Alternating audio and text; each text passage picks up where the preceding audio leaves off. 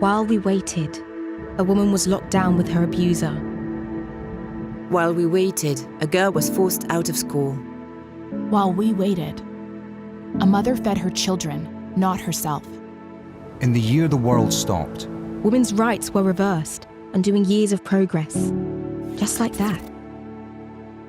As the world begins to turn again, we must begin to act. For the 1 in 3 women who have experienced violence in their lifetime. For the 47 million more women being pushed into extreme poverty because of the pandemic. For the 50% of the population who deserve 50% of the power. This year, leaders and changemakers will meet at the Generation Equality Forum. a forum to build up and strengthen women's rights for generations to come. Let's show that we're standing up so equality can step forward. And in a year where it's virtually impossible to meet, we'll meet virtually. Don't wait. It's time to act for equal.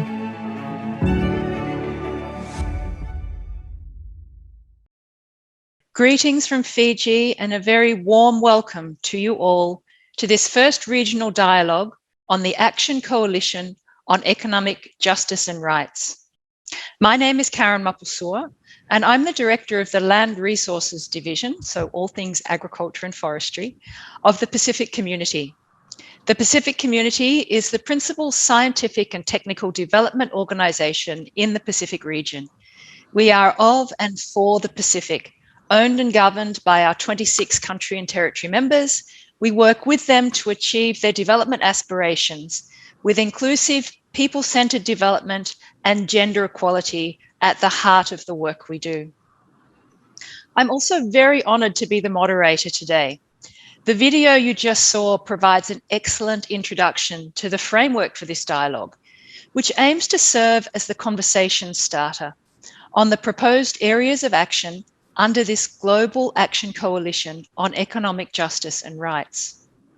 This exciting webinar is organised by the UN Women Regional Office for Asia and the Pacific as part of the Global Generation Equality Campaign, which kickstarted in March in Mexico City and will culminate in June this year, 2021, in Paris, bringing together leaders from governments, civil society, private sector, philanthropic organisations, and the United Nations, who will be making commitments aimed at accelerating action on equality, leadership, and opportunity for women and girls worldwide.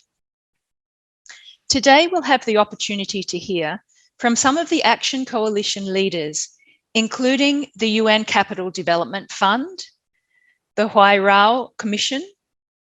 These leaders have come together with other partners and stakeholders that are committed to realising economic justice and rights for women. In addition, we'll be hearing from leaders from diverse sectors who will share how they have been engaging in advancing women's economic rights and their experiences and their learnings. We hope that these will set the frame for some interesting discussions on key priorities and opportunities for collaboration to accelerate action within the Asia and Pacific region. Justice and rights.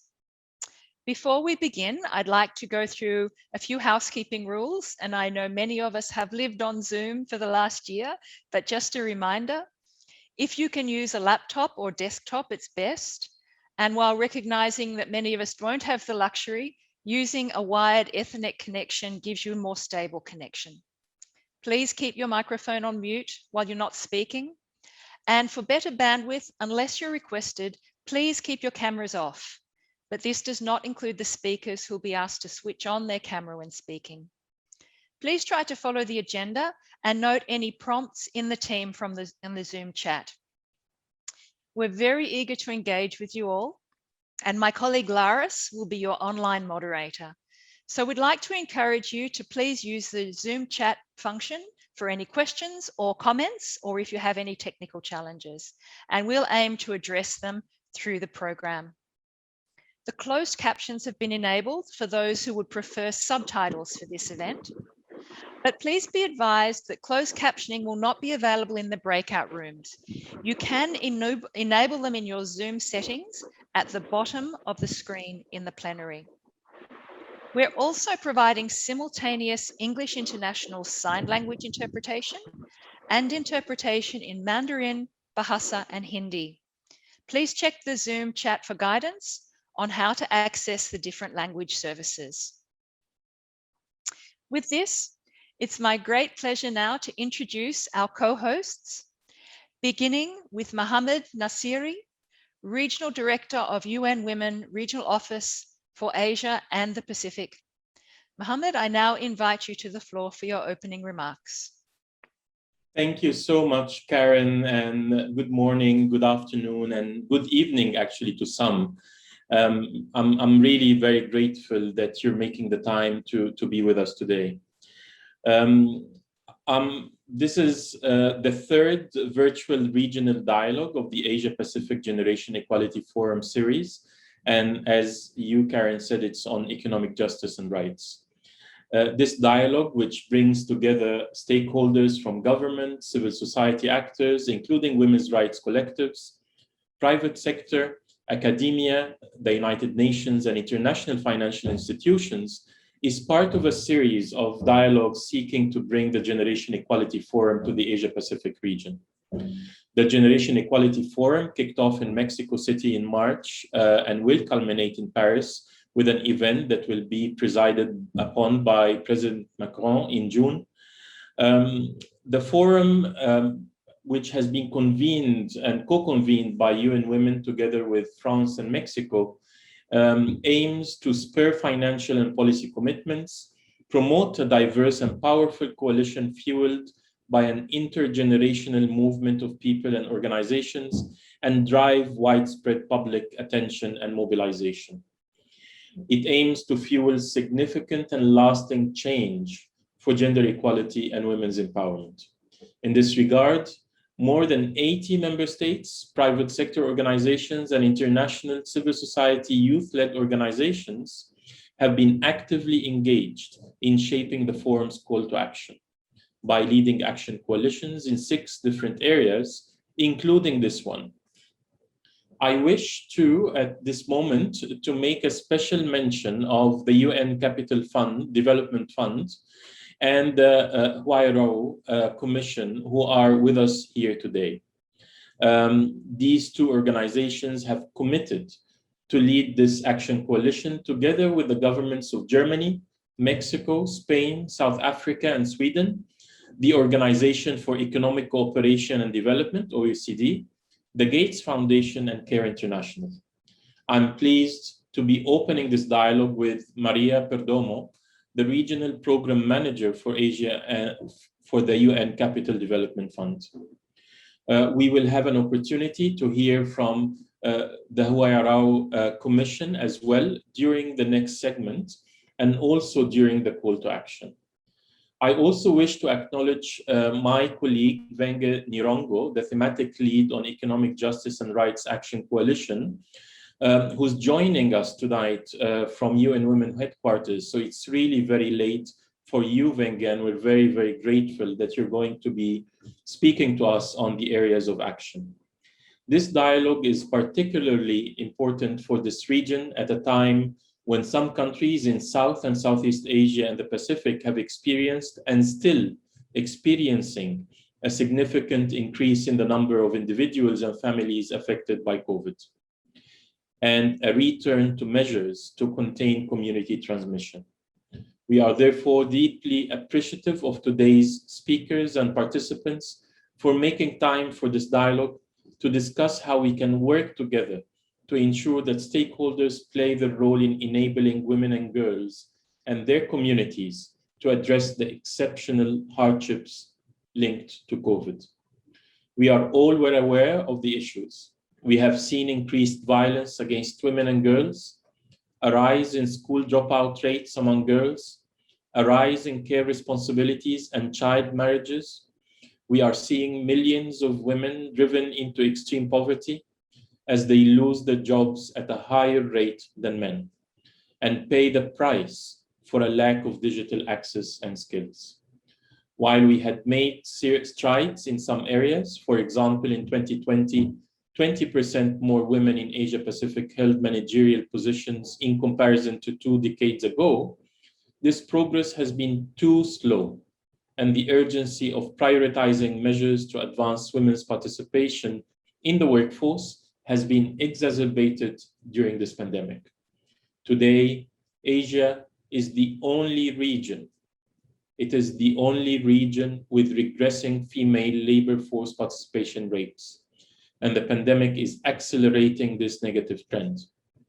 We will have a presentation on some data collected by UN Women in 2020 following the outbreak of the pandemic that provides insights into the status of women's economic rights in the region.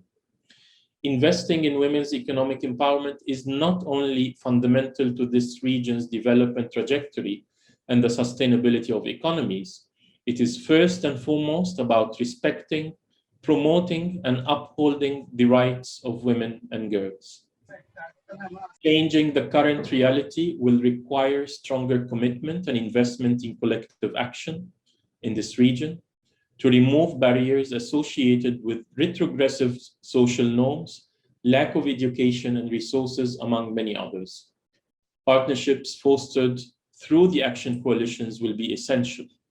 In this regard, we have been seeing promising signals from all kinds of stakeholders, including governments who have put measures in place for a more gender-responsive recovery, the hundreds of private sector companies in our region committed to the women's empowerment principles, and most importantly, the millions of women who have been fighting the pandemic on the front lines. During this convening, we hope to discuss the key priorities which represent a blueprint for action for the next 5 years through the interventions of a cross-section of knowledgeable speakers. We are also inviting you to consider committing to the call to action in the run-up to the Paris Forum after learning more about this action coalition today. Thank you for joining us, and we look forward to a meaningful discussion. Over to you, Karen. Thank you for these welcoming words, Mohammed, and for giving us all some broader background about the Generation Equality Forum and UN Women's role in both convening the forum and work in the area. Our next speaker, Maria Perdomo, Regional Manager for Asia for the UN Capital Development Fund. Maria, the floor is yours. Thank you very much, Karen, and thank you very much, Mohammed, for welcoming UNCDF to today's event. But before we start, I really want to highlight the wonderful video that was projected at the very beginning of this event. What a wonderful way to start the day, and what an inspiration that reminds us really why we're all here today, gathered around, unfortunately, this computer, but hopefully we're all feeling the warmth of everyone around this event. So thank you very much.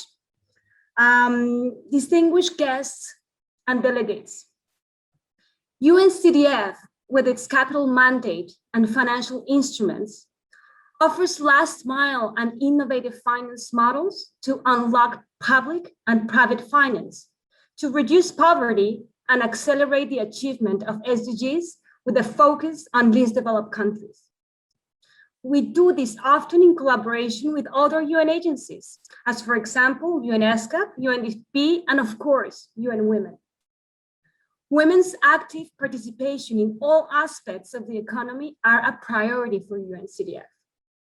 We believe that women should have equal access, agency, and control over economic and financial resources and leadership within the community that they live. We believe in taking a comprehensive approach in ensuring economic equality for all women, especially for the most disadvantaged one and women-led enterprises in the least developed regions. This means working with public sector and private sector, with feminist movements and civil society organizations and financial institutions to address entrenched constraints to gender equality and women's economic empowerment. With its approach, UNCDF aims to change the reality of women's participation in local development ecosystems and in making them builders of the growing digital economy so that they are active participants in inclusive and transformative economic development within their communities and countries. This means, among many other things, addressing the social and cultural norms preventing women from fully participating in the economy.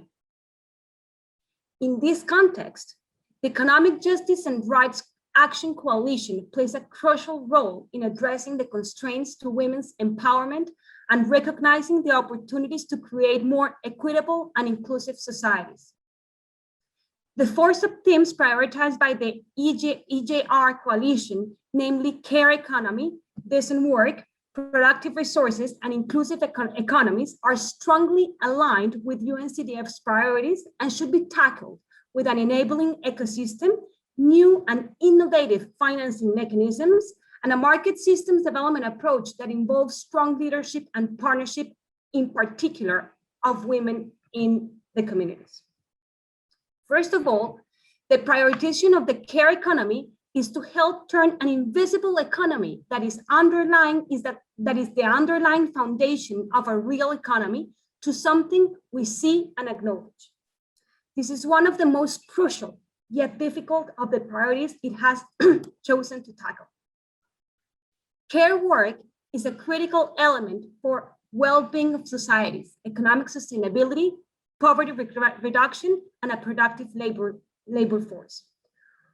Women are the main providers of care for the household, including children and elderly, and at the same time, they are actively engaged providing care as professionals. The COVID-19 pandemic has exposed the global economy dependent on women's unpaid work. Inequalities, especially in care economy, have worsened with disruptions in access to services. Investments in facilities for childcare and elderly care, early childhood education, disability care need to be at the forefront of the investment decisions and plans. We need to build resilience and a holistic care systems that will integrate equality as a core pillar. The second priority of the coalition, which entails creating opportunities for women to have decent work and preparing women and girls for the future of work, is also important in advancing gender equality. The pandemic has made one thing clear.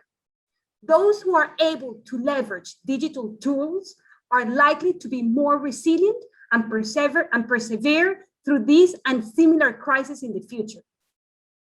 However, women are less likely to be digitally and financially literate, and if they do manage to own or work in a business, it is likely to be in the informal sector, which have been hit the hardest by the pandemic. Women spend more time than men in unpaid care work globally and earn less than men for work of equal value. In turn, in many industries, women are denied their rights to equal pay for equal work, permanent contacts, non-hard-dressed environments, access to health, protection against sexual harassment and paid leave.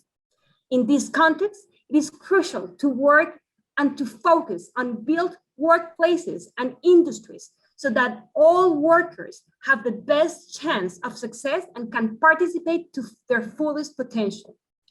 For women, these transformed workplaces must be free of the barriers that limit their opportunities and challenge their professional advancement. Therefore, at UNCDF, we support an investment agendas for women's economic empowerment that is rooted deeply in decent and safe work environment principles for women. The third priority of the Action Coalition, one of the most important for UNCDF, is equalizing the access to productive resources for women and girls everywhere. We have seen firsthand in the 28 least developed countries we work in how women's lack of productive assets, land rights, digital and financial literacy, access to phones, and financial products and services make them marginalized and vulnerable to discrimination and economic shocks.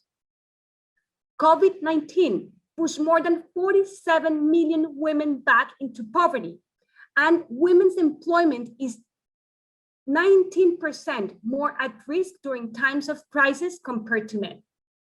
Support is therefore needed for both national and local governments and the private sector to design plan, implement, and sustain local and private investments, with a particular emphasis on unlocking barriers to women's economic empowerment. The fourth and last priority of the Action Coalition, is also pivotal for UNCDF, is building economies that are truly gender inclusive.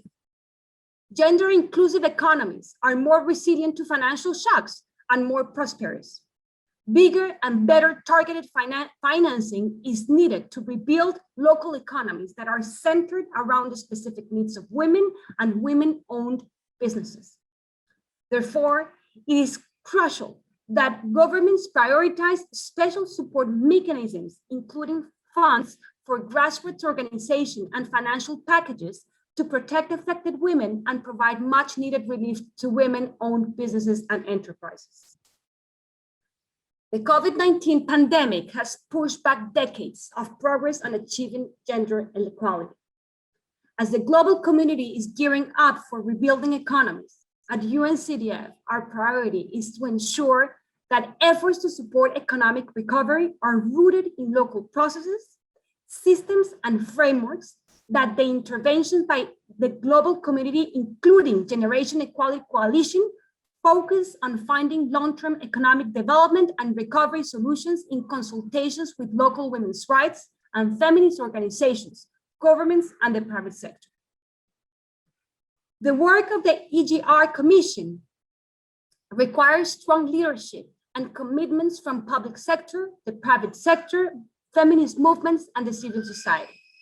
Together with coalition partners, UNCDF will help countries rebuild their economies to be more resilient by promoting gender-responsive local economic development post-COVID-19, making women builders of emerging digital economies, with a focus on leveraging domestic resources to scale up investments in women's economic empowerment, especially in the last mile. Thank you very much, and welcome to this very exciting meeting of today. Excellent to hear from you, Maria, about the agenda of the Action Coalition and the mandate of UN Capital Development Fund as it relates to this Action Coalition.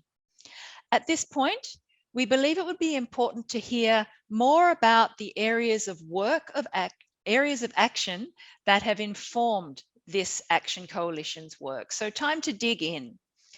To kickstart this segment and help us frame the imperative for this dialogue, we're pleased to invite Cecilia Tinonen, who is the statistician and time use survey specialist on the UN Women's flagship program initiative on gender at the UN Women Regional Office for Asia and the Pacific. It's known as Women Count, or Making Every Woman and Girl Count. Cecilia will make a brief presentation entitled Economic Justice and Rights: What Gender Data Says About Where We Are.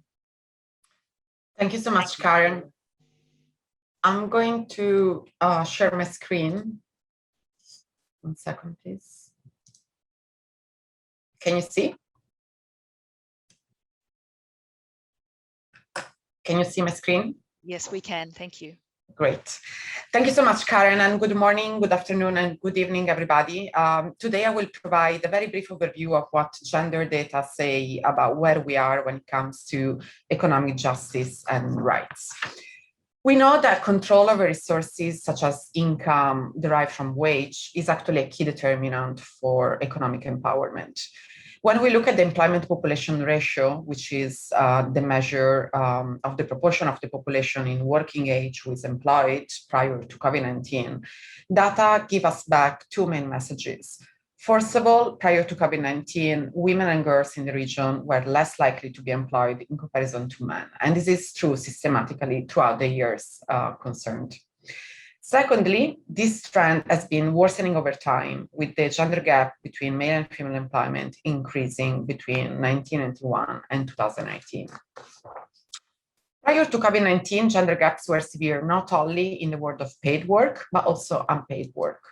So, for instance, if we look at the average time spent on unpaid domestic and care work and volunteer work segregated by sex in selected countries in the region, we immediately see that women devote more time than men on a daily basis to the provision of unpaid services to the household, the family, and the community. However, when we look at the average time spent on subsistence and paid work by sex in the same selected countries in the region, data return us a completely different picture. On a daily basis, are men who spend more time on paid work and subsistence work in comparison to women. The unequal allocation of time to unpaid care work within the household and among family members act as a barrier to women economic empowerment and labor force participation. This is particularly worrisome in contexts where employment rates for women are among the lowest in the world, such as Central and Southern Asia. This figure, which stems from an outstanding report authored by UN Women and the ILO published this year, shows that women's employment is shaped by domestic and caregiving responsibility in a way that men's is not. In both Central and Southern Asia and Southeastern Asia, the labor force participation of women is highest among lone person households and sharply decreases when women live in a couple-only household. More importantly, the employment rate further drops when women live in households with children under 6, which does not hold true actually for men.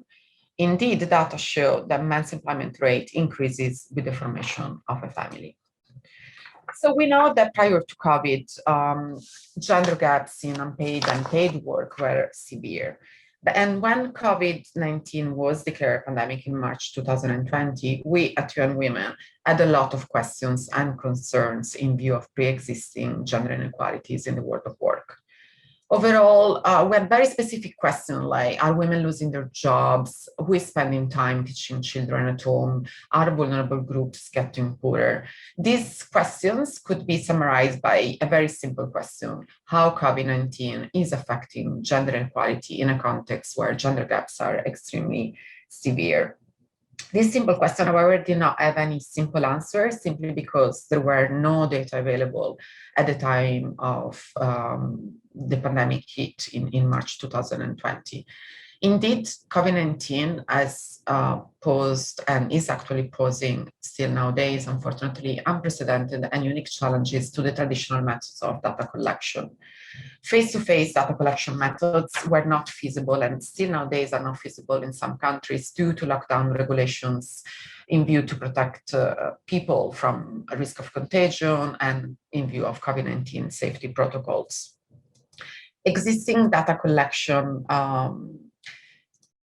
data collection were prioritizing economic indicators as main measurement domain with very limited sex disaggregated data and results, because usually the household is the unit of analysis rather than the individuals.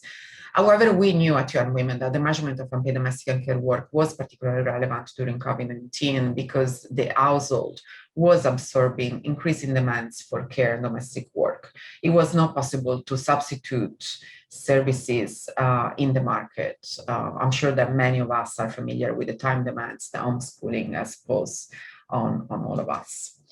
Alternative methods, however, such as CATI or CAWI, which are interviewing methods based on telephone surveys or web-based surveys, are not ideal for gender analysis or for any sort of population analysis, because we know there are gender gaps in accessing telephone, mobile phone ownership and uses, as well as the internet, even if this is decreasing over time within and among countries.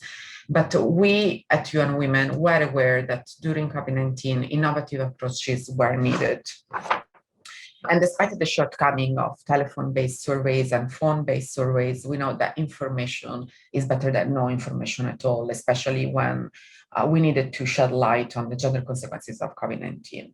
We therefore partners with mobile phone providers in 11 countries in the region, and we roll out rapid gender assessment surveys to really shed light on the consequences of COVID-19 on women and girls and men and boys in the region. I'm now presenting very briefly some quick results.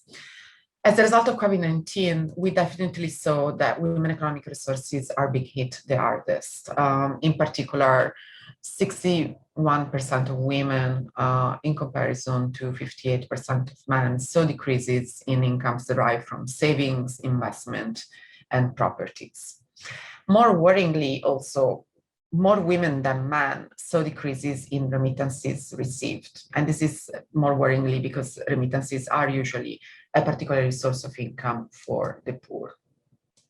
When we look at unpaid domestic... Apologies, Cecilia. People are having a little bit of trouble seeing your slides. Would you be able to show it on full screen? At the moment, we're seeing your notes as well. Let me see.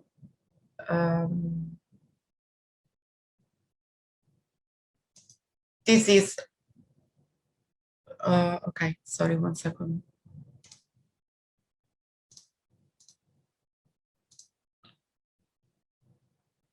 Can you see now? No, now we have 4 slides. Display settings. Yeah, if it's not possible, then I suggest we just go ahead. That's it. Perfect. Thank you. Sorry about that. I'm almost at the end of the presentation anyway. So in terms of unpaid domestic and care work, we know that during crisis, usually men step up and help more with unpaid domestic and care work tasks within the household. However, when we look at the number of activities that people really increased time on during the pandemic, we see that actually women bear the bulk of an intensity of unpaid domestic and care work, devoting increasingly more time, at least on 3 activities. We also saw that during the pandemic, unfortunately, social norms were still at play, with 60% of parents indicating that the daughters are helping more within the family and the household for the provision of unpaid services, in comparison to 50% of parents indicating that their sons are actually helping more. When we look at domestic workers, still the key message is again is that it was really the household and women within the household who absorbed the demand for unpaid domestic and care work. 34% of respondents in the 11 selected countries fire and let go their domestic workers, also sometimes because of fear of contagion within the household. In terms of SDG 8 and the decent work agenda, 63% of people saw income losses from paid work. This is true both for men and for women. But when we look at formal employment, we noted that 50% of women were working less hours in comparison to 35% of men. COVID-19 immediately in the first wave took informal workers' jobs, and most of them lacked actually social protection benefit, with very little gender gaps between women and men. We know this is a very vulnerable groups and is exposed to vulnerabilities regardless of gender. So what are the key takeaways? Prior to COVID-19, there were gender gaps in the labor force participation, with women at a disadvantage. And this is because the unequal allocation of unpaid domestic and care work among family and household members act as a barrier to women economic empowerment. COVID-19 has deepening pre-existing gender inequalities in the world of both unpaid and paid work, with women and vulnerable groups, such as, for instance, informal worker, again, at a disadvantage. COVID-19 is putting the achievement of the 2030 agenda at stake in the region, in Asia and Pacific, especially for women and girls. And we are convinced that gender data is key to provide evidence on the gender effect of the current pandemic and to inform a gender sensitive recovery. And it's actually really an asset that empowers both women and men to advocate for a gender sensitive recovery. Thank you so much, and I'm happy to reply if you wouldn't have time to any questions also bilaterally through emails. Over to you, Karen. Thank you very much, Cecilia, for this thought-provoking presentation and for sharing your data. This presentation provides a useful segue into the areas of action. We will hear now from the Huairao Commission and the Women's Working Group on Financing for Development. We will start with the Huairao Commission, represented by Prema Gopal, and followed by the WWG-FFD, represented by Emilia Reyes and Rosa Lizard, who are joining us very late in the evening, and we thank you very much for that. Handing now over to Prema. Hi, everyone, and good morning and Good evening to all my friends here. From the Wire Commission and greetings from India, where my organization, Swayam Shikshan Prayog, is working at the grassroots with over 2,000 women leaders, their networks and communities across 3 climate and disaster affected regions of India. And of course, as you all know, right now, my country is leading, is the most affected country by the COVID pandemic. But the pandemic and its experience of all the organizations in this region of Wire Commission, which is an active member globally of the EGR coalition, and is focused on 2 very key areas of concern, which I will unpack in my talk. I would like to say that the Commission is partnering very actively in the EGR coalition and is spread across more than 45 countries and 7 very key countries in South Asia and the Asia Pacific region. The main obstacles that we see and which I will unpack are mainly in the area of the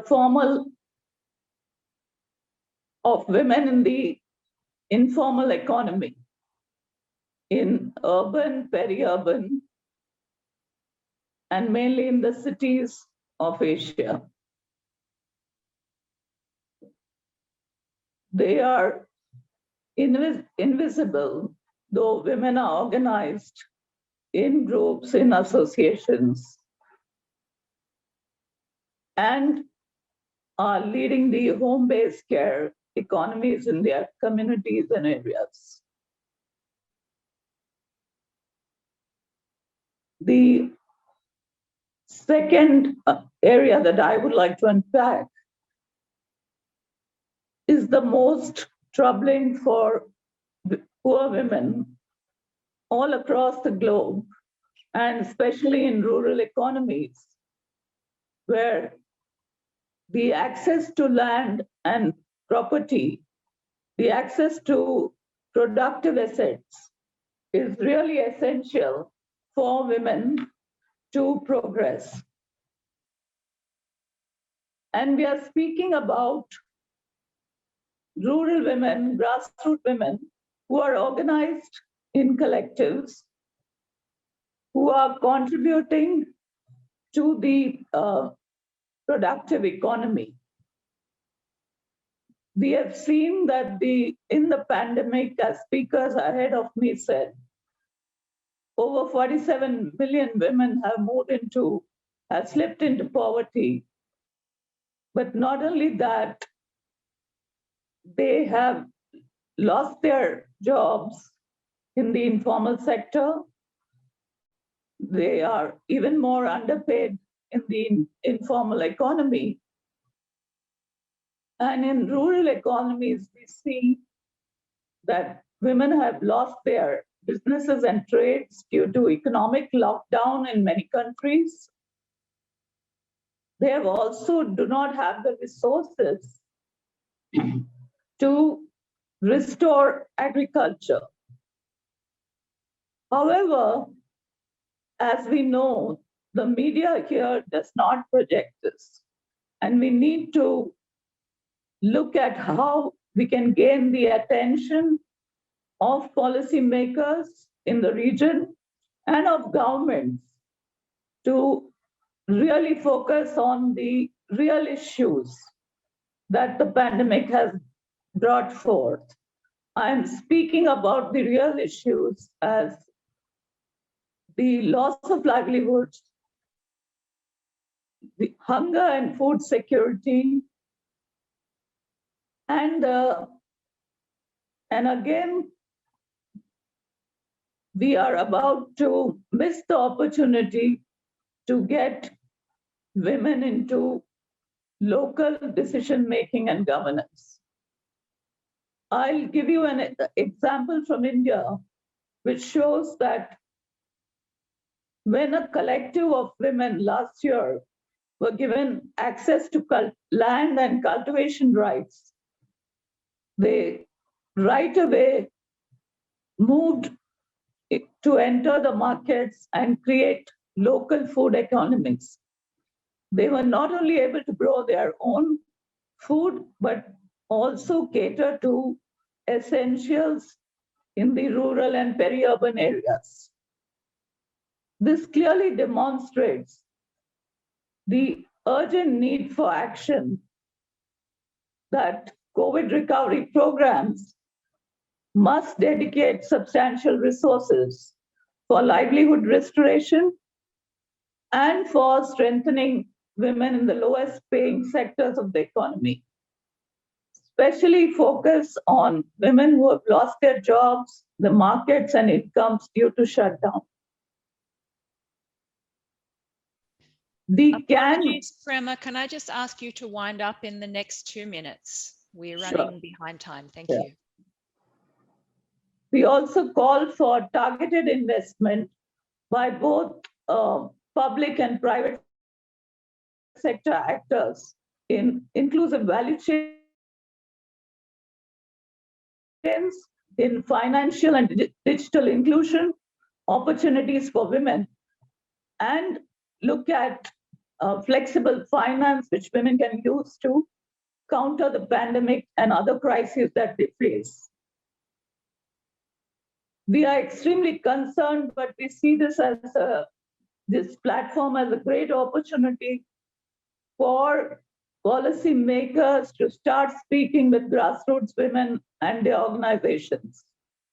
We really need to do an honest assessment of who's speaking for whom and the gap between the professional words and the on-ground experts who are grassroots women's organizations.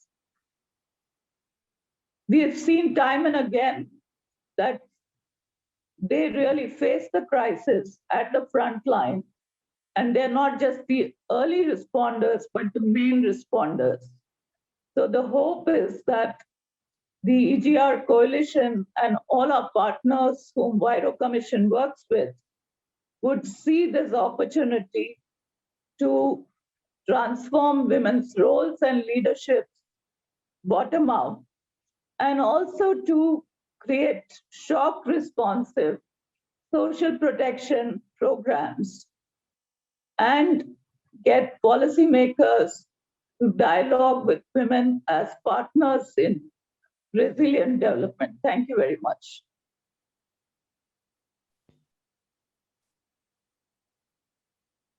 Thank you. Passing to Rosa and Emilia, please.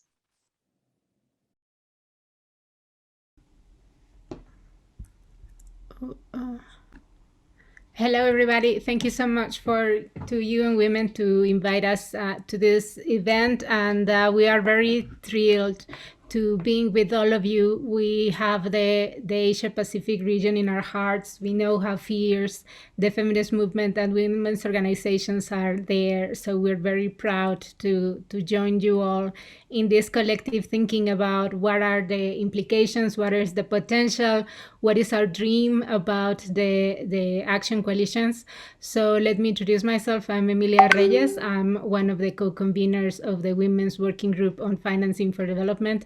My colleague Rosa is also here with us. Rosa Lizarde, she is the director of the Feminist Task Force, and both of us are co-conveners of the Women's Working Group on Financing for Development, which is a network all around the world monitoring the financing for development process, and now we are trying to bring in the structural analysis into the proposals of the Economic Justice and Rights Action Coalition. And we also have our colleague here, Adriana, who's joining us from from the US as well. So I wanted to share with you very quickly what are the political debates around the inclusive economies sub-theme. As you know, we have one on care, one on access to resources, one on decent work and employment, and another one on inclusive economies. And this one relates to the macroeconomic system that is entrenching inequalities. And I just want to say very briefly that it's from my organizations and from those of us who are working on economic justice and rights, we stand in solidarity with the people of Palestine who are suffering from apartheid, occupation, and settler colonialism. And actually, this situation of systemic human rights violations is also endorsed and supported tacitly by other powerful countries who have a long tradition of being colonial settlers themselves. And this is important precisely because there is no way in which we can achieve equality just by thinking that by local action, by national action, we will overcome the obstacles that our regions in the global south are facing. We know that besides the sexual division of labor and the addition of unpaid domestic and care works, and therefore women subsidizing the entire economy, there is also the global division of labor in which those countries from the global north are extracting the value, extracting the resources, exploiting our natural resources and the planet with extractive measures, and therefore there is also a global inequality between countries, but also within countries. So this is what the inclusive economies sub-theme is trying to target. What is the way in which we can shift the international economic and financial architecture so that we can really target all of the economic problems that at the national level and at the regional level our countries cannot meet on their own? We know as well that the macro dynamics are actually the ones that without any shift there, we know that the biggest burden is falling at the local level, within the communities, with the most marginalized, with those who are suffering from intersectional discrimination.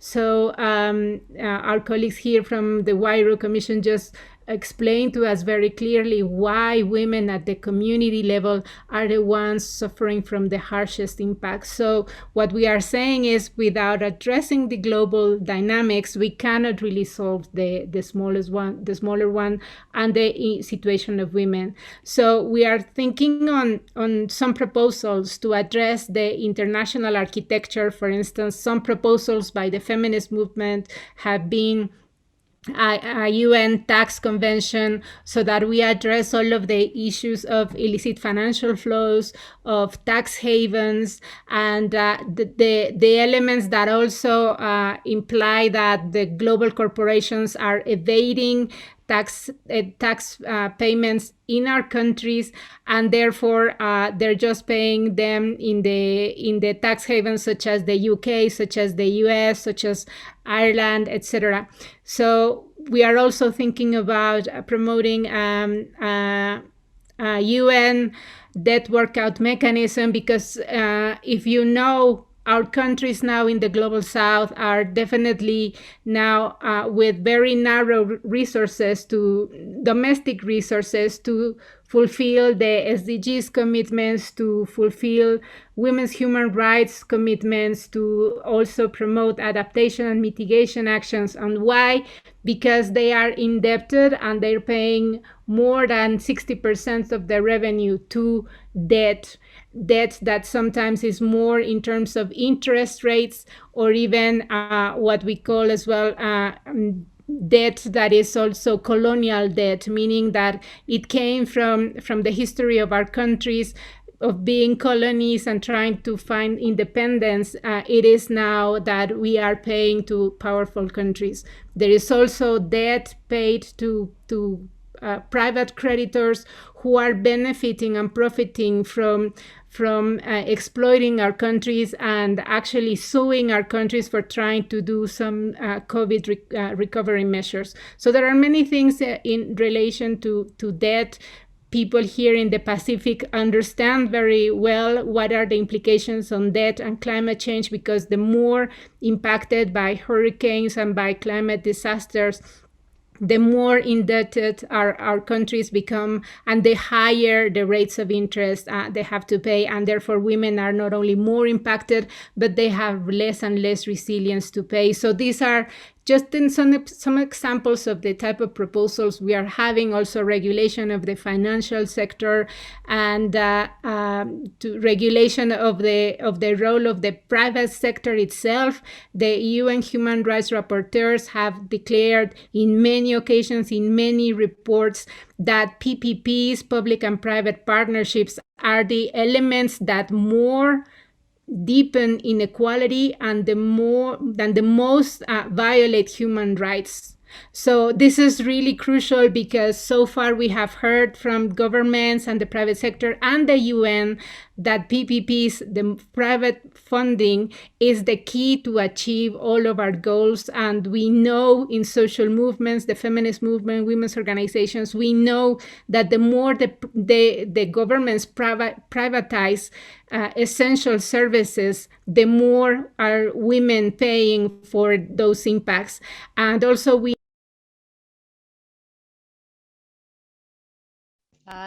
Emilia, you've been muted, but I'll need to ask you to wrap up, please.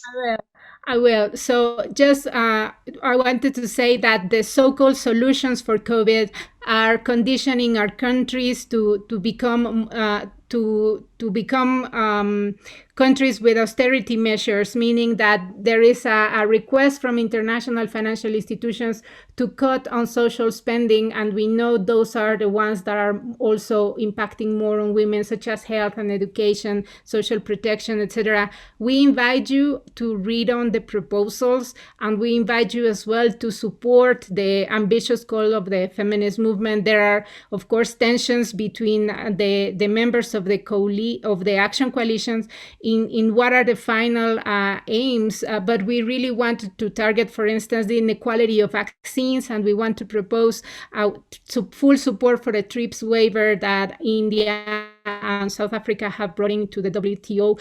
So I think what we wanted to say is that there is a tension of power also inside the action coalition, and we really want your support to be fully aware of what is going on, to read the proposals and stay in touch with your regional networks, stay in touch with us as well, and many other organizations who are here. I'm gonna stop for now, and I'm gonna give also the floor to Wenge from UN Women. I think he's going to present the care economies brief. And thank you so much on behalf of the Women's Working Group on FFD.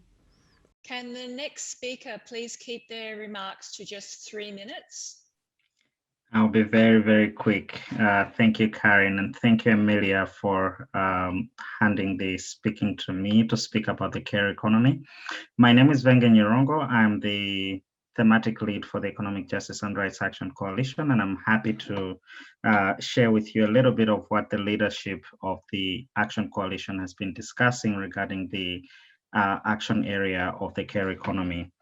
Ladies and gentlemen, we know that the gender division of labor that is usually driven by social norms means that women and girls today spend triple the amount of time on unpaid care and domestic work. This is a $10.8 trillion economy that is really working to sustain economic growth and well-being of society. The COVID-19 pandemic, since it hit, means that these responsibilities for care and domestic work have increased by about 30 to 40% for women and girls.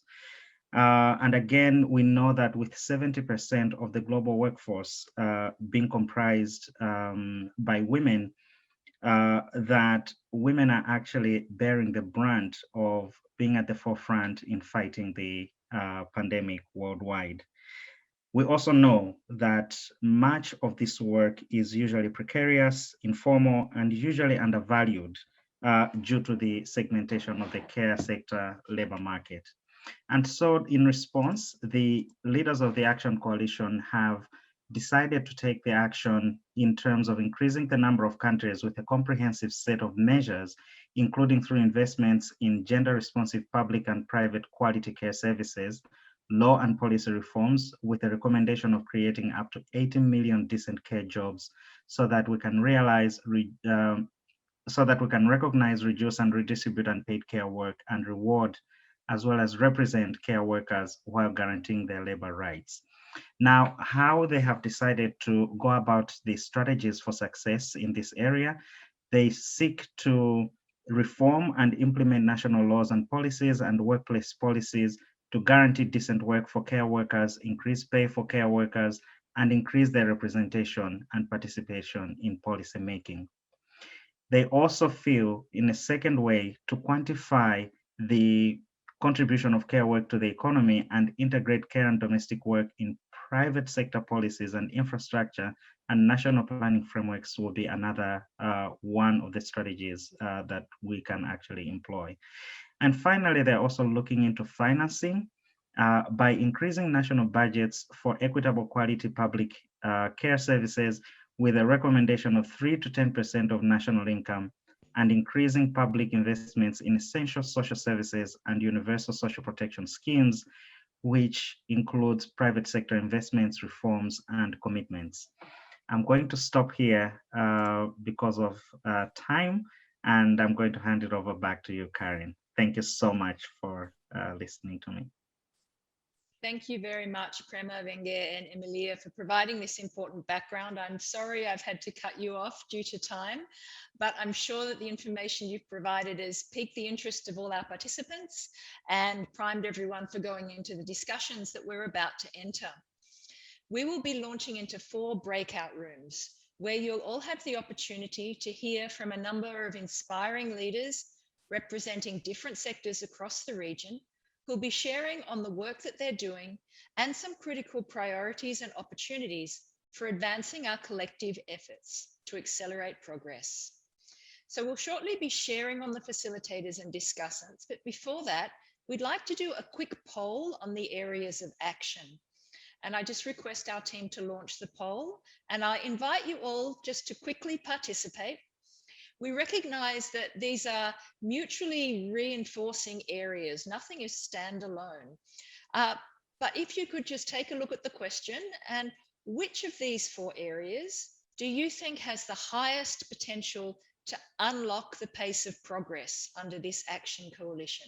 What will turn the dial? We'll just give you a few minutes now to make your choices.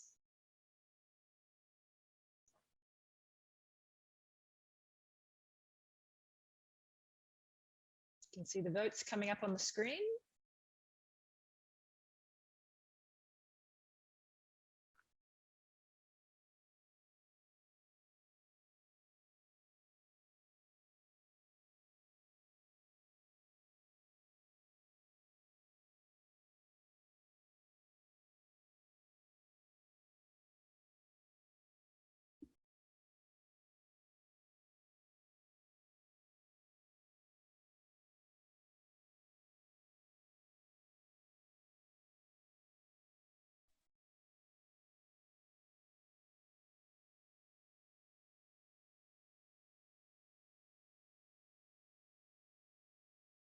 We'll just give it another minute for everyone to complete their vote. Have about 50% of participants have voted already, so.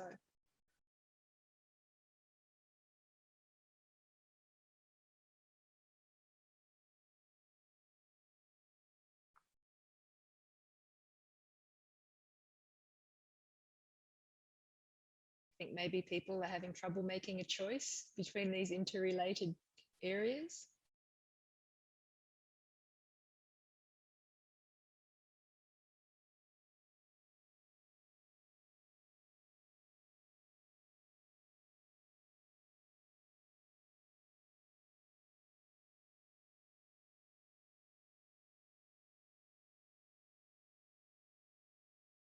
Okay, we have almost 60% of people have voted, and I can see that's come to a little bit of a standstill. You can see the results there on the screen, very close. Around 32% think that increasing women's economic empowerment by transforming the care economy is where we can make the most impact, but the others are very close behind. So thank you all very much for your participation in that poll, and we will end that now. And if I can just ask the team, there's the results.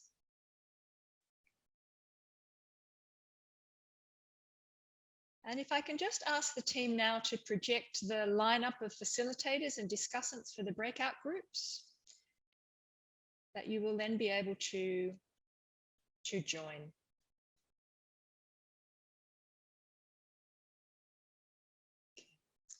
Now, just to run through these areas, there'll be 4 action rooms, and when we move to the breakout groups, you'll be able to select which one you join. Action room 1 is around increasing women's economic empowerment by transforming the care economy, and that will be facilitated by Bharati. Action room 2 will be around expanding decent work and employment in formal and informal economies, and Gillian will be facilitating that room. Action room 3, increase women's access to and control over productive resources. Rinalini will be facilitating that action room. And finally, action room 4 is promoting gender transformative economies, and Paula will be facilitating that group. And you can see the discussants there who will also be sharing their insights and their experiences. So when entering the breakout rooms, there'll be a little breakout room icon that will pop onto the bottom of the Zoom toolbar. Please click through to it and select which room you would like to enter just by hovering your mouse beside room 1, 2, 3, or 4 and clicking join. Then the wonders of Zoom will take you away into that breakout room. When you are female, people might doubt you. I'm a freediving instructor trainer, and when I first started freediving, a lot of people said to me like, "Oh my God, why are you doing that? It's so dangerous." But then, like, to be honest with you, like, females are like very like strong-minded. It was always my dream to start my own business, a world-class homegrown brand that empowered women while employing women. What we try to do every day is make this industry a better place to work in, both for men and women. I think for me it's very important to give people who work around me a chance and an opportunity, just like I got that opportunity. A good leader is a strong communicator. Just like a woman takes care of her house, she takes care of her business the same way, she takes care of her team the same way. We can collaborate, we can share openly without fear. You know, you can actually bring the best out of anyone. You need people to get their jobs done. In this restaurant, for some reason, it's women who get stuff done. There's still so much women can do. We can really be more than what is expected of us, and our roles definitely go beyond the home. Nothing is owed to anybody. You have to work hard for it, whether you're a man or a woman. I think like if you're passionate about something and you give it 100%, you know, like the result is always going to be rewarding. We have equality and opportunity today, and it's up to us to take it. We empower our colleagues, our society. When women lead, you achieve business growth. When women lead, we lead with empathy. We lead with passion. A good leader is a woman.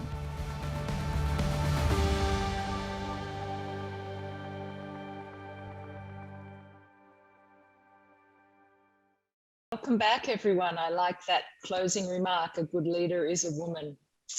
I hope you all had an enjoyable session discussing the opportunities for engagement. And before we ask the facilitators to turn on their screens and share their group's recommendations, I'd just like to express our deep appreciation for all your contributions. There is so much knowledge and experience in this virtual room. It's great that you have shared it so generously with us. To our facilitators and discussants, also thank you to you for kickstarting the discussions and setting the groundworks in your groups. I'll now invite the facilitators to present their recommendations, and I will give you the order. And I'll also invite the discussants in each group to turn on their cameras so that others can see them and recognise them. We'll have 5 minutes for each group to report back. I will turn off my camera and I'll turn it on when you have 1 minute left, facilitators. So when you see my smiling face, you'll know it's time to start to wrap up your presentation. So going first to group 1, who discussed the increasing women's economic empowerment by transforming the care economy. And if I can ask Bharati just to switch on her camera and share those recommendations, please. Thank you, Karen. We had a very insightful and experiential learning from this session, because there were 2 discussants who were experts in this area. And also they have themselves done a lot in this area. It's not just theoretical knowledge, but also practical experience. I think that combination was really, really very valuable for us. So what was really discussed was that it should not be a Band-Aid approach, that this sector needs to be treated like any other economic sector. That means it should have regulations. There must be investments, not just short-term investments, but long-term investments. And subsidies also need to be in place. So policies should be in place to be able to ensure quality and affordability. The other key insight was that one can harness the potential of technology to make market-based solutions so that childcare is easily accessible to those who need it, and that caregivers are also trained to become professionals. And therefore, that assures them also decent work, dignified work, because in our broader, within the patriarchal framework, the values and the norms that are relegated to childcare and also childgivers is that it is considered, not very significant. It is considered the primary task of the mothers to bring up their children, and that same attitude then extends to the labor market as well. Therefore, they need to be trained, they need to be made professionals so that their own security and safety is also granted, as well as those of the children. The key recommendations from the breakout group discussion was that the governments must take a holistic approach to the care economy.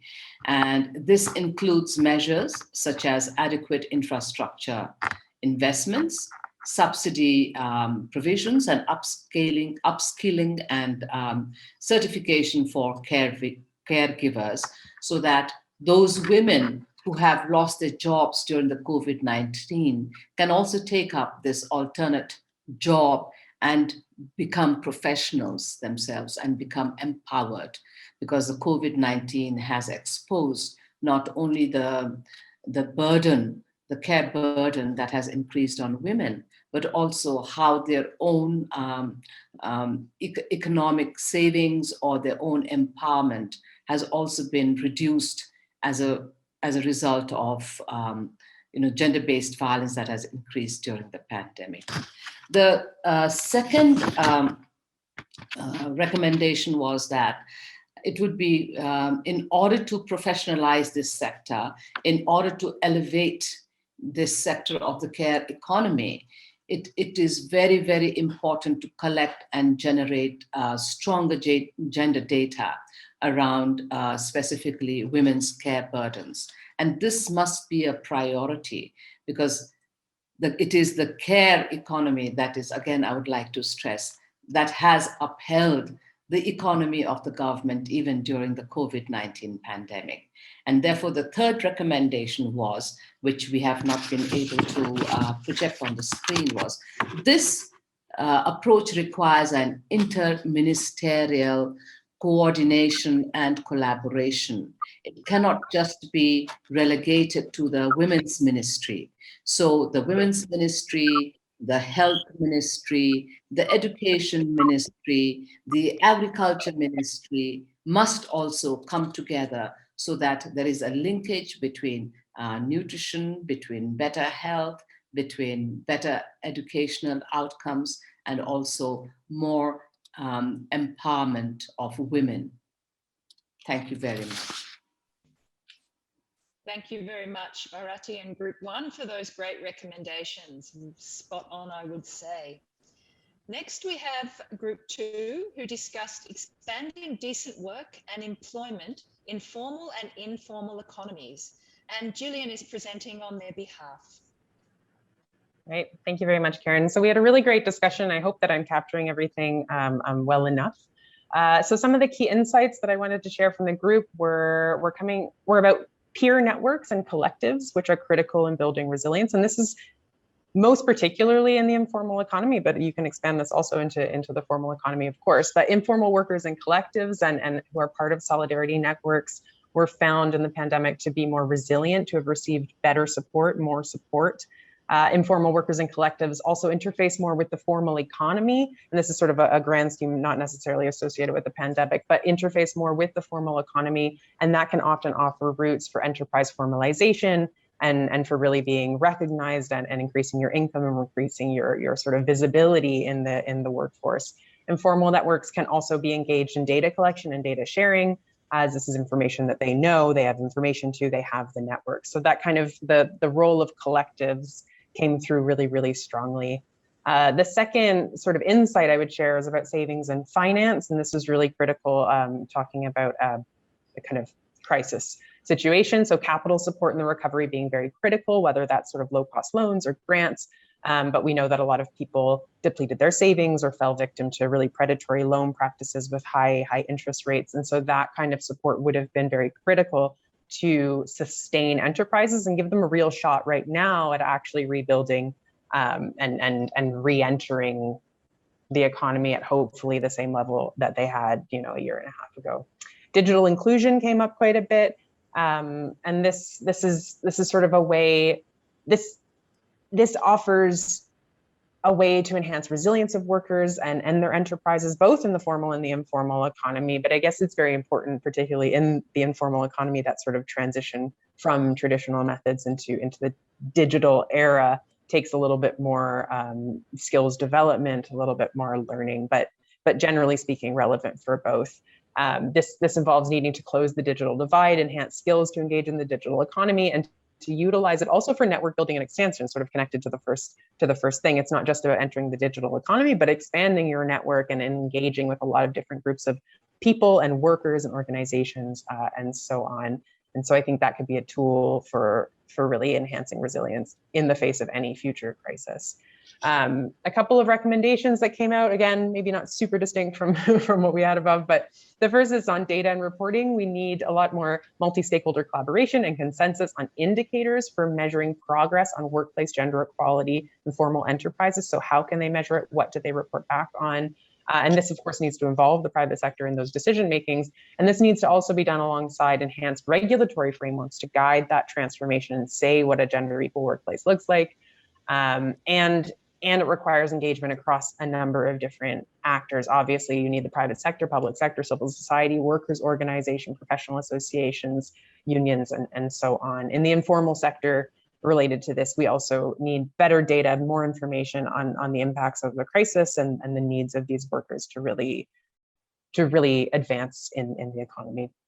The second critical piece really is social protection, and this is a super broad term, but social protection, the key for protection of informal workers and formal workers in time of crisis. It needs to be more responsive to women's care roles. It needs to engage women in the design of responsive protection and needs to be prepared for a crisis in advance. So the registration of informal and vulnerable workers to support them when the crisis hits instead of trying to find them after the fact and not being able to do so. It also needs to capture a larger definition of informal workers to understand who should be covered in these types of programs or be universalized, and be understandable and accessible to even formal workers who need to fall back on. We've heard a lot of stories of garment workers who try to access support and find that they need 10 different forms. They cannot, they make it very complicated.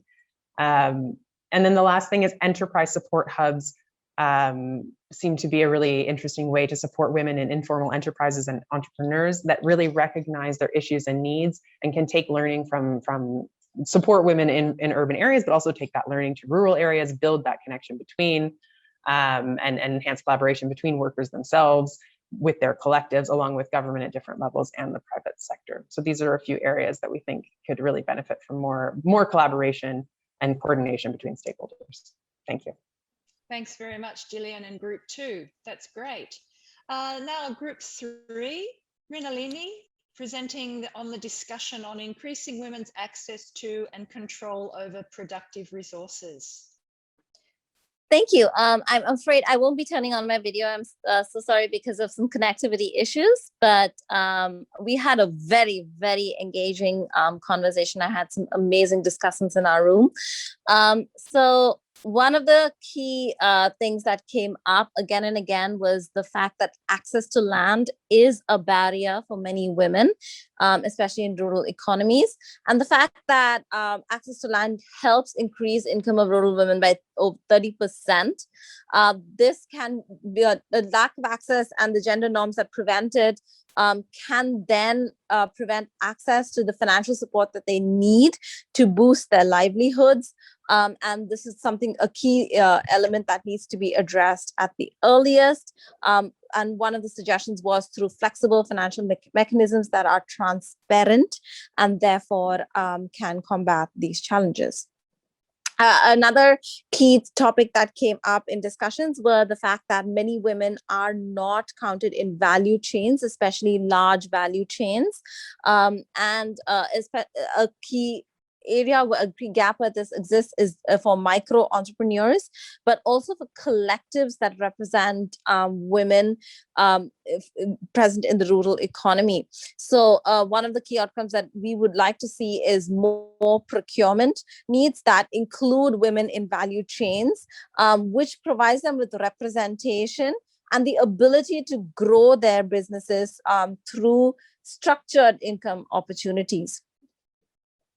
Another key challenge that was highlighted was banking terminology and processes, and the fact that it can be unnecessarily complicated and therefore hinder access for women who may not understand these processes or how to access them.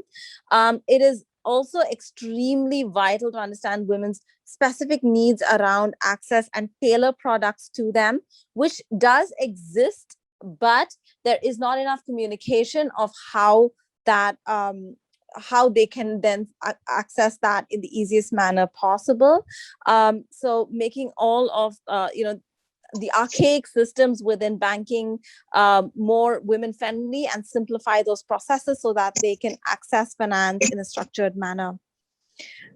So the other thing was that there is a lot of information out there, but it's currently being issued in silos. More collaboration between organizations and institutions and to work together to scale up and build on existing initiatives is necessary, because as they're working in silos, they could be reinventing the wheel, and the information is coming out in a fragmented way to the beneficiary groups. So another key topic that came up again and again was the discrepancy between gender budgeting and the fact that there are many initiatives around gender budgeting, but that there is a gap in the implementation, monitoring, and evaluation, and that there is a lack of accountability, and that this needs to be worked on urgently in order to help especially those impacted by the pandemic grow. So a key recommendation that came out of our group was access to the digital devices and the digital economy, especially mobile connectivity, which is a game changer because it cuts across geographical borders. So this can help women access, finance and financial loans, and connect them with financial services in the market. We had a few representations of individuals who are making that a reality across the region. And this is one of the technology they feel is absolutely key in helping women-owned businesses grow. And it also provides them with learning opportunities and access to free resources that can help them upskill, as well as building a network and social cohesion with other women in similar situations in communities across the region.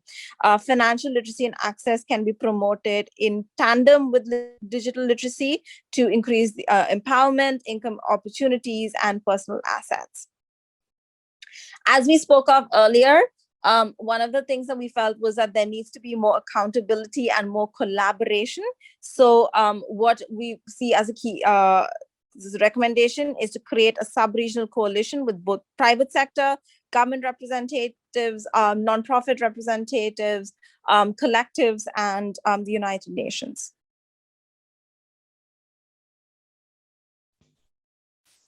Thank you very much. That was game-changing in those solutions, I think, just as the other groups. Much appreciated.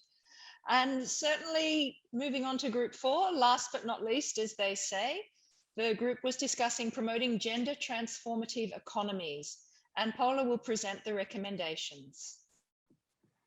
Hi, thank you so much, Karen. And we also had a wonderful group with really inspiring speakers who set us off on strong footing.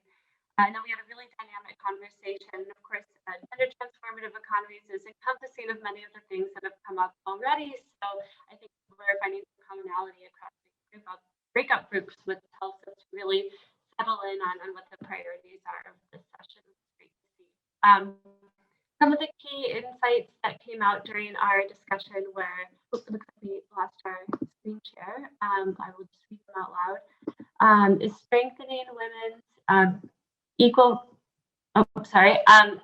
we would discuss how private sector employers can play an effective role in addressing gender equality, including by providing evidence on the demand for gender equality to steer national policy and regulation to provide an enabling economic environment. All right, everyone, let me see how I can, okay, oh, great. Oh, can you hear me? I'm getting a sense that some people are having a tough time hearing me. We can hear you, it's a little bit faint. Okay, I'll be sure to speak up. I think I'm having some speaker issues on my end. Next, we discussed how regulations and policymakers should provide guidance to safeguard gender-related risks and access to gender-friendly finance. Another key topic that came up was that, again, on the theme of financial resources, we should be providing access to financial resources for women MSMEs. So enabling women to continue their businesses, to continue or make key investments, especially during periods of lockdown or economic disruption, such as with the COVID situation, right? Enabling women entrepreneurs to digitize operations. And I'm sorry if the screen keeps falling off for everyone. I think we're having some technical difficulties on our end. And also tapping into new opportunities. We heard a great example from Nepal in the context of the lockdown. Another key thing that came up is regarding stakeholder engagement, which was a big topic of conversation for us. This idea of connecting with existing networks, as the previous group discussed, was really prevalent for us. You know, some of our speakers shared how so often, even when there are positive policies that are passed in terms of, you know, social protection policies, there's stimulus initiatives that are available, often the people who need the most are not aware of them and not able to access these public resources. And so it's really key to connect with existing resources who have these community connections and, you know, are already trusted partners with some of the most vulnerable communities within, to be able to create space for dialogue, to bring different actors together, but also to share these perspectives and to share information. And this will also help to build trust with policymakers by providing evidence of where the gaps are, where the needs are, where we can help affect change. And a final insight that we had is related to go back to basics in some way and continue to push forward the notion that women's rights are human rights, and aligning this idea of what gender inclusiveness means, and in particular how it is essential for achieving any of the SDGs, any national development or economic goals, but also the priorities of the private sector as well, right? They also rely on a diverse and inclusive workforce and talent pools. And so ensuring that the message that gender equality is key to achieving that is well understood by all actors in an economy. Some of our key recommendations, as you can see here, there were quite a lot. I might just prioritize a few of them. The issue of women's rights, equal rights on property and access to resources also came up. This will help to build a gender-sensitive financial system. And so often that's where a lot of the key barriers when it comes to economic inclusion arise. We also, as mentioned, need initiatives to ensure transparency and accountability in distributing government packages for the poor. Particularly, we have numerous instances that came up, as I mentioned already, in the context of COVID-19, where there may have been positive policies passed, which is alone not an easy task to get governments on board with. The distribution of them was not ideal and did not reach the women who need it most in so many instances. We also discussed that there's a real need for training and capacity building for women in all sectors of the economy to help avail economic opportunities to access technology and skills and procurement opportunities. So there needs to be a focus on ensuring that that women are both prioritized for those opportunities and are aware of them and have the support to really take advantage of these skill building and capacity building opportunities. Paula, I'm going to have to ask you to wind up, please. Sure. So that the final one I might focus on is increasing dialogue and platform for local service providers, the private sector and the public sector on key social issues such as gender-based violence, childcare, and mental well-being. For example, there's a lot that the government and private sector can do to collaborate on occupational safety and health measures to address violence and harassment, or also to pass things like childcare policies, as we heard an example from in Fiji. And so we are excited to help discuss how we can move this agenda, this action agenda forward and create more gender inclusive economy. Thank you. And thank you to my breakout group. Thanks very much, Paula, and to Group 4 for those great recommendations. Be sure that the recommendations won't be lost. They will all be shared with the Action Coalition leaders and the organisers of the dialogue for their further action. So thanks once again to everyone who participated in the breakout groups, and particularly, of course, the facilitators and the discussants. Now we can share with you how you're able to get involved. Although, of course, you're all involved in your own work every day, there are other opportunities. But first, we wish to invite you to see some of the work that UN Women have been doing. And we'll then have an opportunity to hear about how you can get engaged from the Wairau Commission. So I'd like to introduce Katia Freewald, the Regional Program Manager of We Empower Asia, the regional program which is gaining traction amongst private sector actors. Katia, you'll have 10 minutes to speak, and again, I'll turn my video on at about 2 minutes for wind up. Thank you, Katia.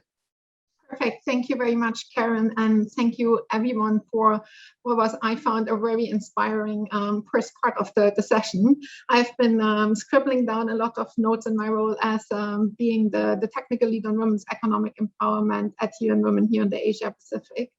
And what I'm going to do now, if colleagues please would share the screen, that would be great.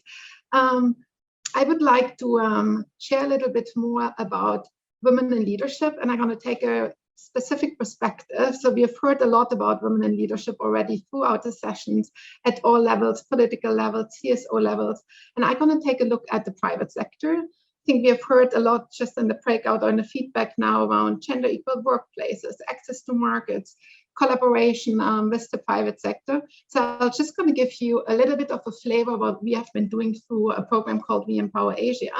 But before I do this, I'm just going to start with a little clip, what happens when women lead. As business itself is changing, so should the definition of leadership. It's important that women feel that their gender isn't a factor at all in a workspace. Because what is a man's job and what is a woman's job? You can have the same duties. I choose to be a landscape architect, and being a landscape architect, I want to use my ability to tackle climate change. I feel that it's a sense of being a leader and a sense of emergency that I have to lead now. I come from an industry where there's a lot of emphasis on women's role. That comes with a lot of stereotypes. It's really the mindsets that need to be broken. People told me that you're too imaginative. Does she have the experience to be able to steward an agency? And yeah, you need to prove constantly you are capable of being a good photographer. It's not been easy. It's certainly been a challenge, but I think with challenge comes opportunity. As a woman in business, we can offer different perspective on the table. We make it absolutely part of the new normal, that it is normal for a woman to be CEO. It is normal for the woman to be chosen. We can start to change the narrative. The more women decision makers we see, that's something really exciting for women leaders. When a woman leads, she's an inspiration. You know, I've got more to me. I can make an impact. When women lead, we all rise together.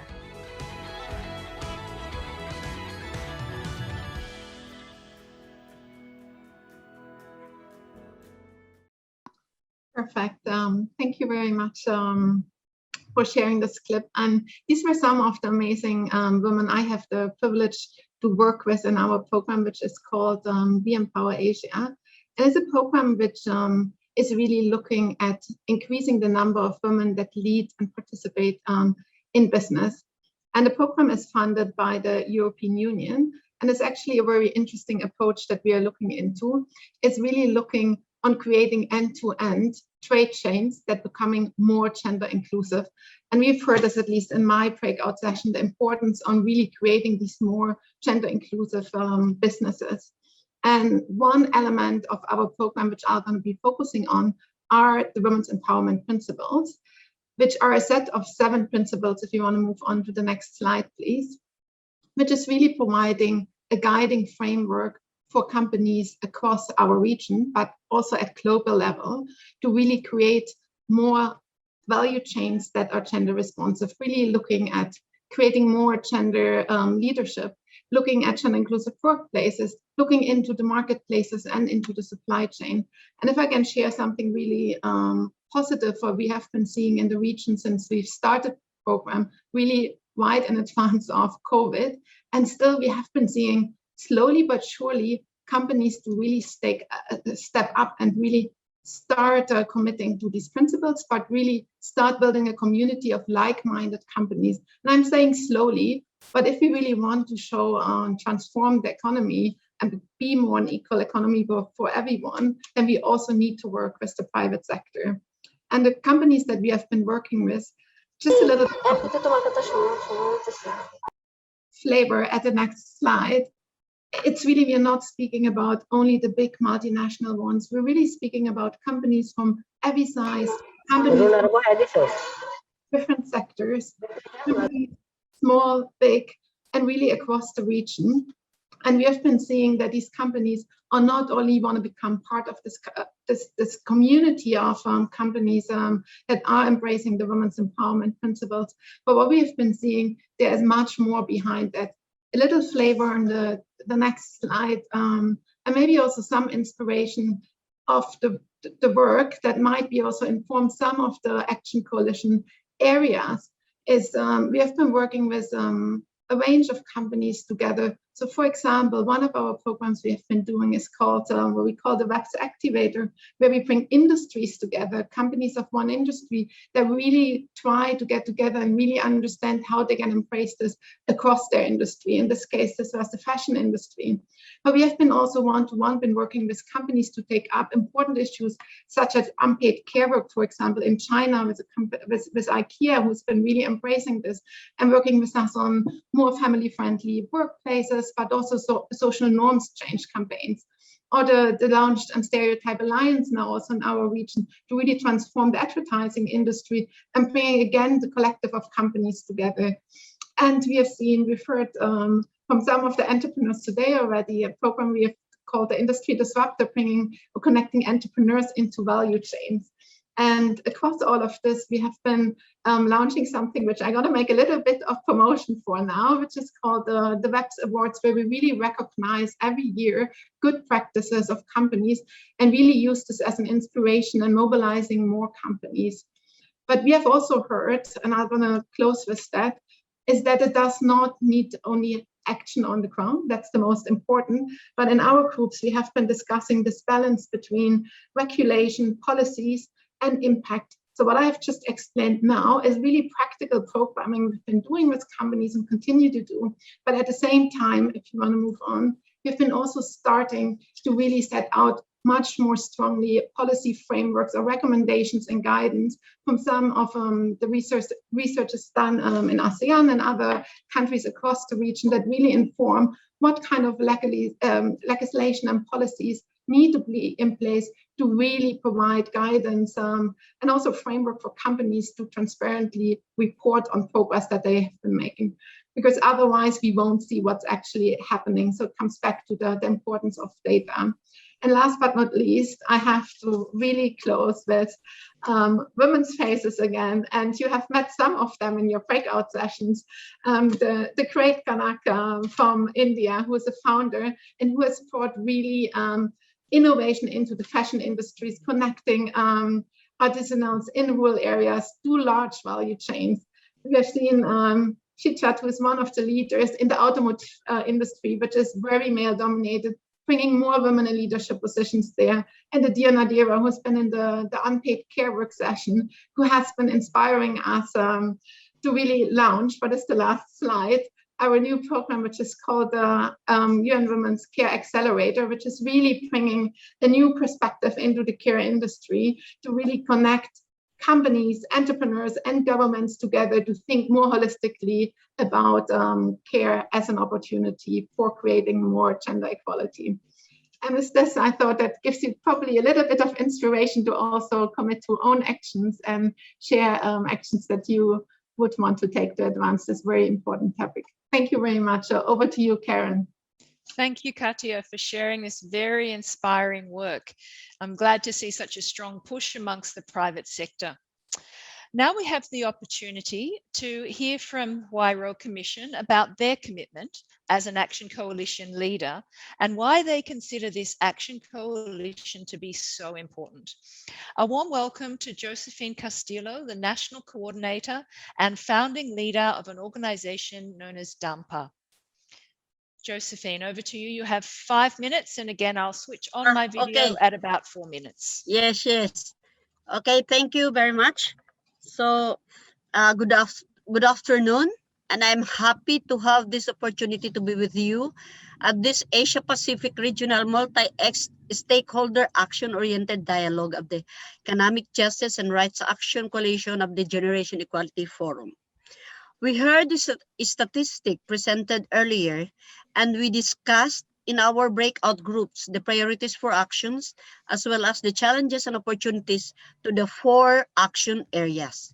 I now want to impress the need to make the commitment to make sure we take action, and we mean not only ourselves, but in partnership and with allies. The Economic Justice and Rights Action Coalition is key to making sure we achieve our Agenda 2030, the SDGs, and we must support and invest, especially the bottom-up approach. As countries and donors start the process of planning designing plans and policies for the COVID-19 recovery, women's economic justice rights must be central, embrace the principle of locally led actions, as well as those working collaboratively and in partnership at the national, regional, and global levels. Let me share our commitment as WIRO Commission. We are committed to transforming now economic opportunity are co-designed, collectively shared, and leveraged to foster economic development and shared prosperity from the bottom up. Women from poor urban rural communities have for 25 years been positioned as leaders and knowledgeable experts on poverty reduction and economic empowerment.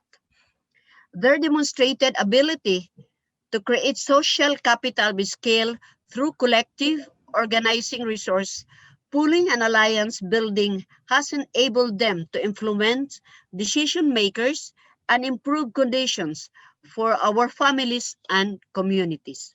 The WIRO Commission was birthed at the Beijing World Women Conference when we more than 2,000 grassroots women leaders of community-based organization across the global south meet daily in the grassroots women's tent in WIRO to ensure their priorities for addressing their poverty and improving our living and working conditions were heard and adopted by the global women's government through the Platform for Actions PMA, and to register that the tradition of speaking about and for women without them would end at the epic global gathering. In the 25 years since Beijing, WIRO Commission has grown and built mature social movement of grassroots women's organizations working in and across 45 plus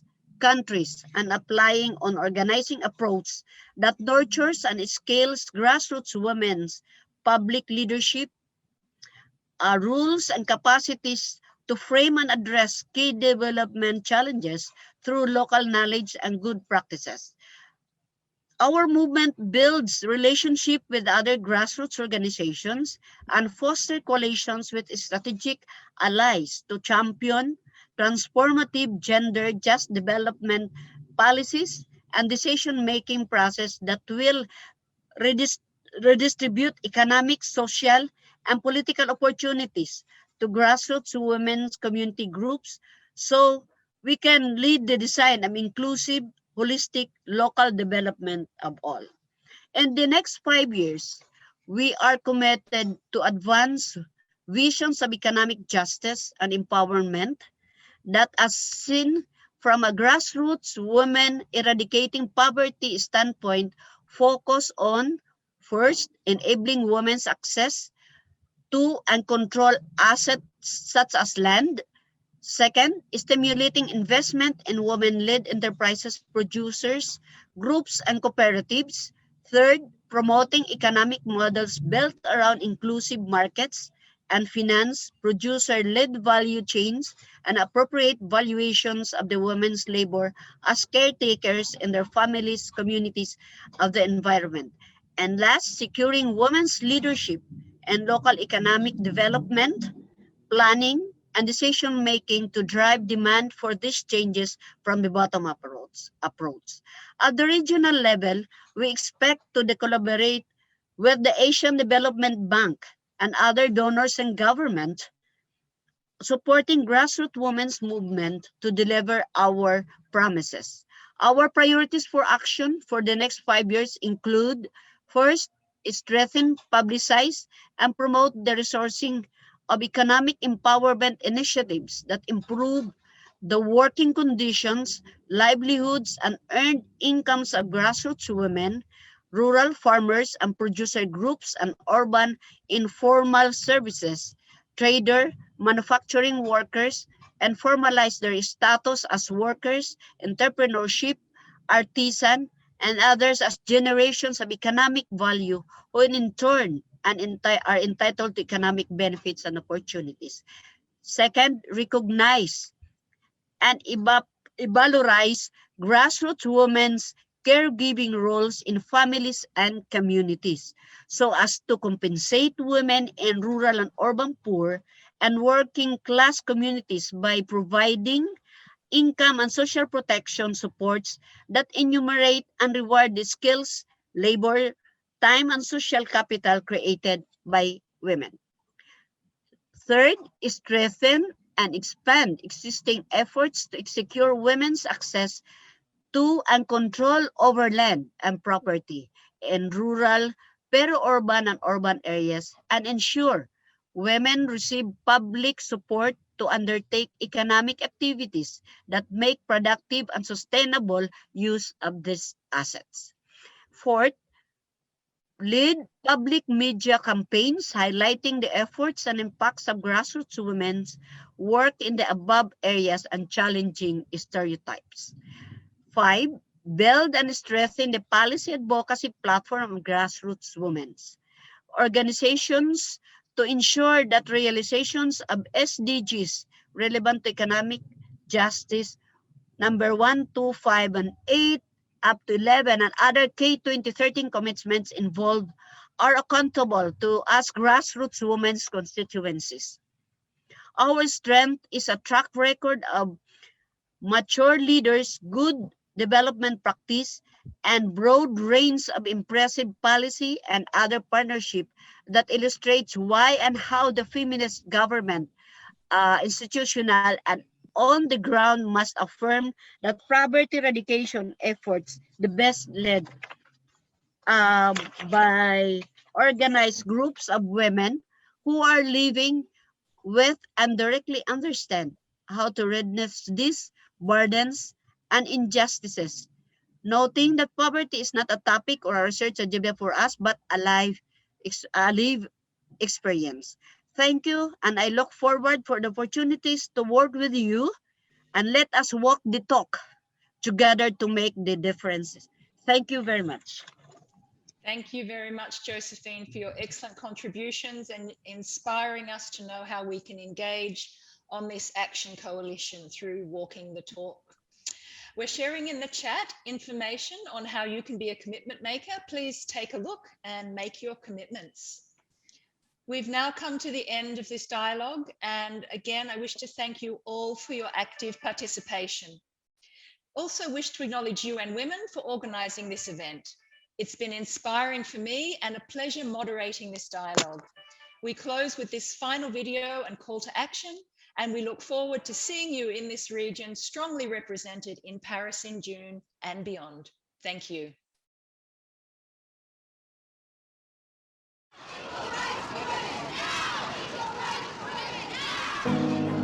What defines a generation? Climate justice! Right now! Is it just about the year you were born? Or is there something more? We may have lived through different decades, different circumstances, different countries, but we all share in the global, everyday push for our rights, for justice, for a world that is equal. Perhaps what defines our generation isn't our age or our background, but the line in the sand that we have drawn. We take to the streets to speak out against discrimination, and we work tirelessly behind the scenes. We stand up for peace. We are fed up with the war and economic justice. We start with a statement and watch it become a movement. We have come a long way, but the fight isn't over, and our rights are still under assault. It is time to take action. Let us be the wake-up call the world needs. The eyes of all future generations are upon you. Be the first, the youngest, the best, and then make sure no one is left behind. When someone tries to silence you, raise up your voice. Let us wage a global struggle.